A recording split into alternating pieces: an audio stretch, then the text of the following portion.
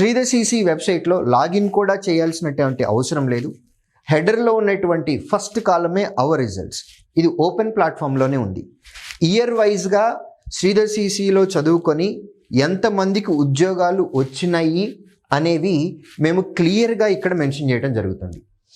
మొత్తం 2019 నుంచి 2025 ఈ రోజు వరకు నోటిఫికేషన్ ఫైనల్ రిజల్ట్స్ ఏవైతే వచ్చినాయో ఆ రిజల్ట్స్లో 2019 నుంచి ఇప్పటి వరకు 20,529 మందికి శ్రీధర్ సిసి స్టూడెంట్స్కి గవర్నమెంట్ జాబ్స్ వచ్చినాయి.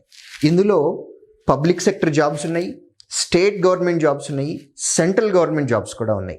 ఏదైనా సరే 20,529 మంది కేవలం శ్రీధర్ సిసి నుంచి రావటం అనేది ఇది ఆషామాషి విషయం కాదు. ఇండియాలోనే ఇంత రిజల్ట్ చూపించేటటువంటి కోచింగ్ సెంటర్ ఇంకొకటి ఉంటుందా అనంటే సందేహాలు కూడా ఉన్నాయి.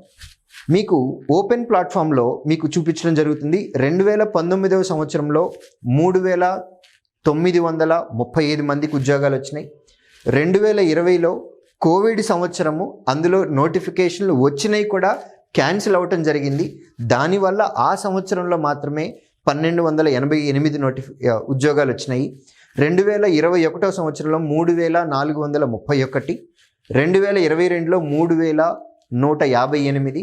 అలా ప్రతి సంవత్సరం 2019 నుంచి 2025 ఈ రోజు వరకు వచ్చినటువంటి రిజల్ట్స్